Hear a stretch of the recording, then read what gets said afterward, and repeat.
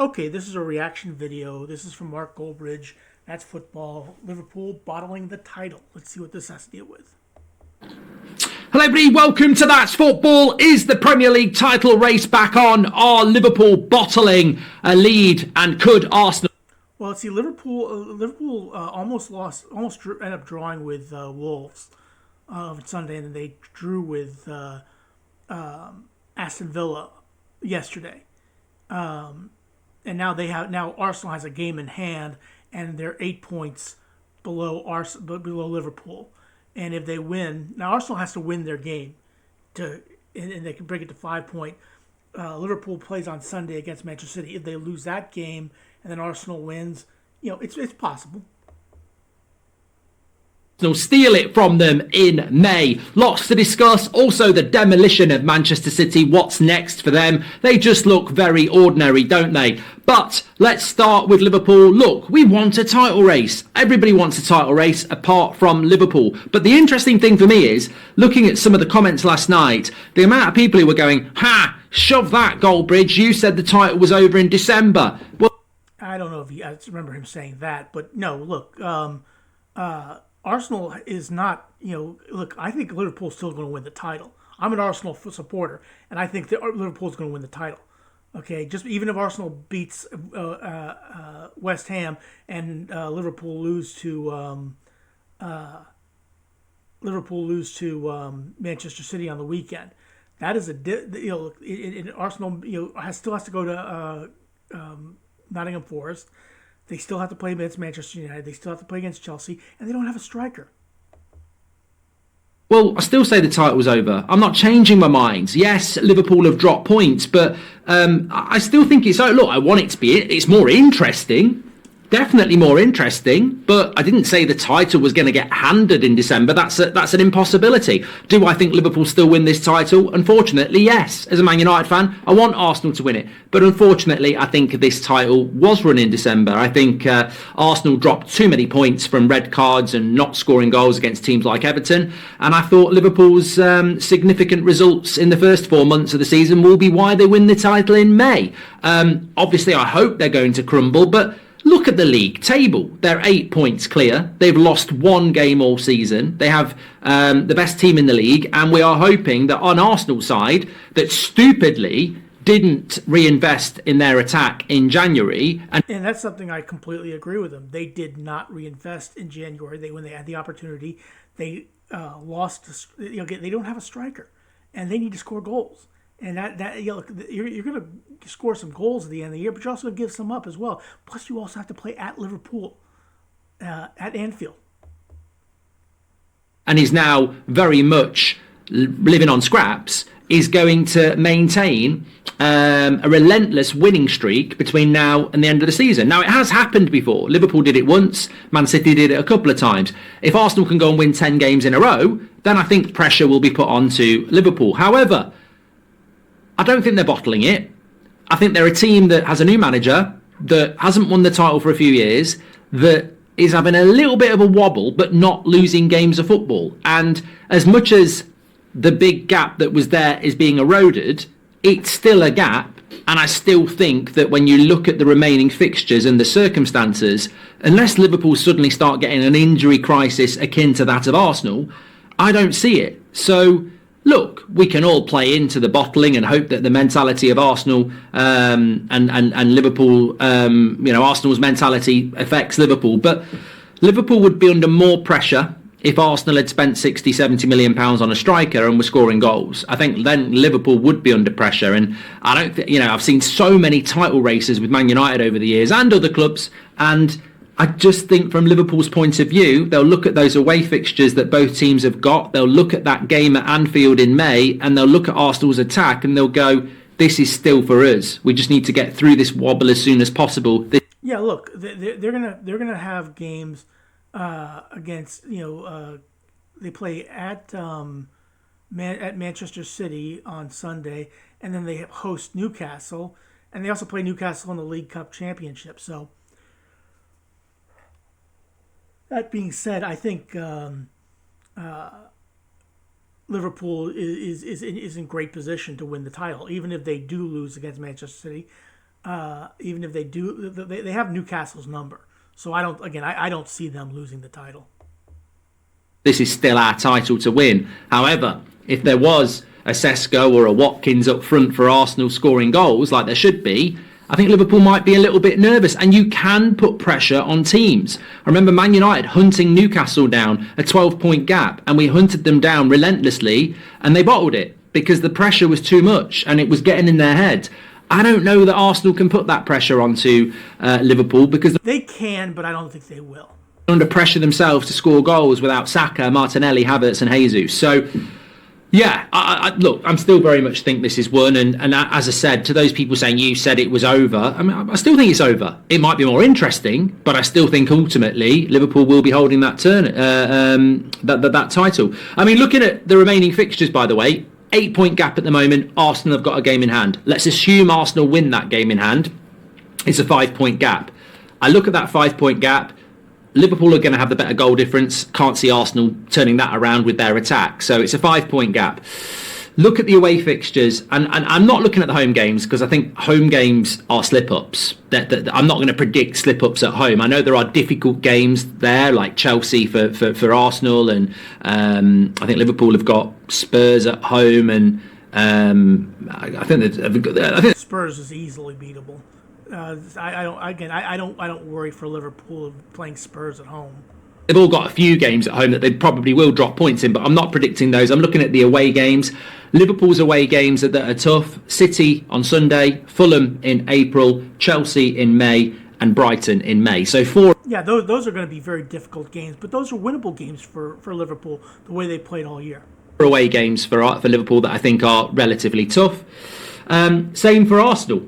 Forest away, United away, Liverpool away, and Everton away. So arguably Arsenal's away games are slightly better than some people might say, you're having a laugh, we'll beat Forest, we'll beat United, we'll beat Everton, and then Liverpool's the difficult one. But 5 points and I don't agree with that at all. I think Forest is going to be difficult. I think Manchester United is going to be difficult. They play Chelsea at home. That's going to be a difficult game as well. You've got to go to Anfield. I don't see Arsenal winning at Anfield. I really don't. I think Liverpool are better than Arsenal, and I also think Anfield, when it wants to be, I don't know that Liverpool is better than Arsenal, but I think they're equal team. I think that it'll be a draw, like it's been the last couple of seasons. Is a cauldron, and I think in some ways it might not be bad for Liverpool to be. Considering they've got Brighton away second last game of the season, it might not be a bad thing if Arsenal are a couple of points behind Liverpool, because then Liverpool would need to win, and then the Anfield crowd would be massively up for it. So I don't see it. I don't see it. I think a lot more's got to go wrong, and I think it will. I think when you look at the fixtures they've got, they're about equal, apart from the Arsenal trip to Liverpool. So a 5-point gap, presuming Arsenal win their game in hand, and very similar run-ins, and Arsenal have got to go to Liverpool. I think that's significant, and goal difference in Liverpool's favour. I think it's significant. But look, give me your thoughts. I agree with him. I think Liverpool's already won the title. I don't see Arsenal now. Is it possible Liverpool could bottle it? Well, of course it's possible, but I don't think it's likely. Happy we've got a little bit of a title race, because I think a few weeks ago I didn't think that was possible, and look, I think that Tarkowski goal last week was massive. I think the Villa draw is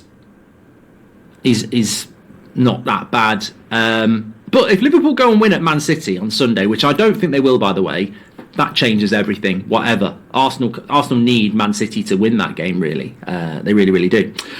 Talking about Man City, demolition by Real Madrid last night. What comes next for Man City? Well, for the first time in, I think it's 8 years, Man City might finish a season without a trophy. They've only got the FA Cup left. Obviously not going to win the league, out of the Champions League, out of the Carabao Cup, so they've only got the FA Cup left. I mean, it's within the realms of possibilities that look, they're not gonna. They could win the FA Cup, but that's about it. That's Manchester City is a team that is in dire straits. They are limping to the end of this season. They're not going to win the Premier League. They're not going to win the Champions League. They're not going to win the FA Cup. I don't think they're going to win the FA Cup, even though that's the only trophy they can win. But we'll see. But next season they're going to be better. They would win that. I think the embarrassing thing is that Real Madrid may well win the Champions League and finish the season well, but they were in a qualifier as well. Madrid have lost games this season. They've got a title race on their hands with Barcelona, who've smacked them up a couple of and Atletico Madrid times this season. So we're not up against Man City. We're not up against a Real Madrid side that was the best Real Madrid side we've ever seen. They may be growing towards that, but they've had their own problems. And yet over 2 legs, they absolutely took them apart. Not really. Manchester City I thought was the better team at the Etihad until the last 5 minutes when Real Madrid scored 2 goals but again at the Bernabeu, yeah, they were by far the better team. It wasn't a contest, and although it was only 3-2 from the first leg, it could have been a lot more. And then after an hour, not really.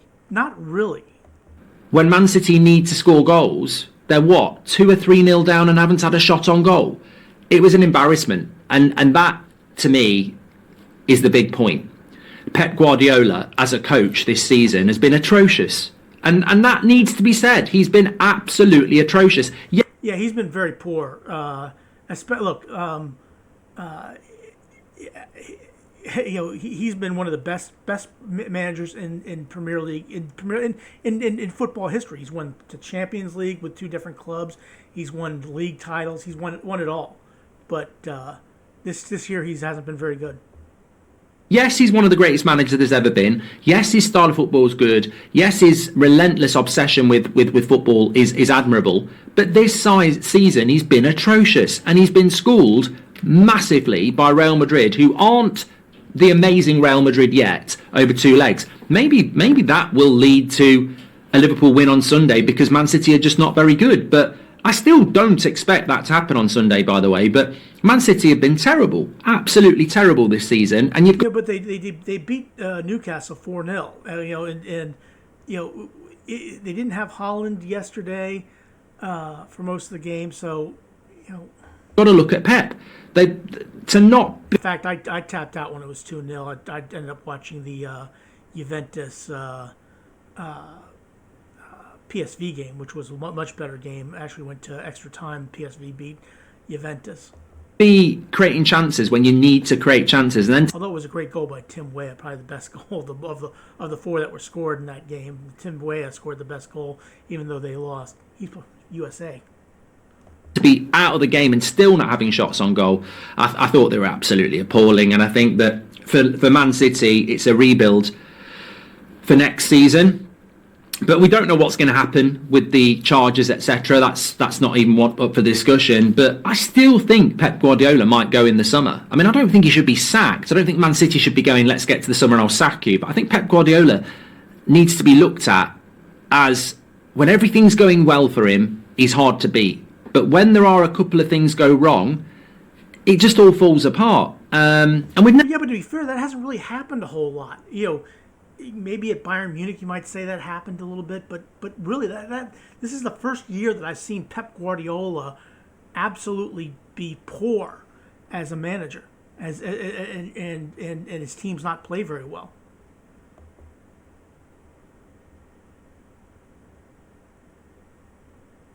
Never really seen that in his career as well. People don't want to have that conversation. We never ever have that conversation about Pep because we've never seen him go through a month of bad things. And he went through that bad month and he's not been able to pull them out of it. And we're now heading into March and they still haven't pulled out of it. So, yeah, look, I just think Pep's been atrocious this season. Whether he'll be at Man City next season, I don't know.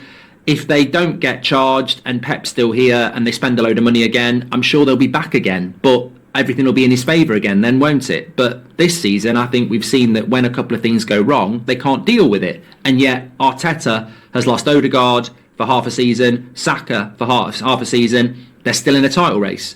So I'm not saying Arteta's better than Pep. I'm just saying that Pep can't deal with losing Rodri. He struggled with it. Anyway, yeah, that has been the biggest loss of the season. I mean, I never saw it. I never see just the loss of one player really damaging a club as bad as Manchester City. But, that is what it is. But, this is Mark Bulbridge, Liverpool bottling the title, He doesn't think so. I don't think so either. But anyway, please click like, share, and subscribe for him as well as for me. And have a good rest of your day. Thanks for watching.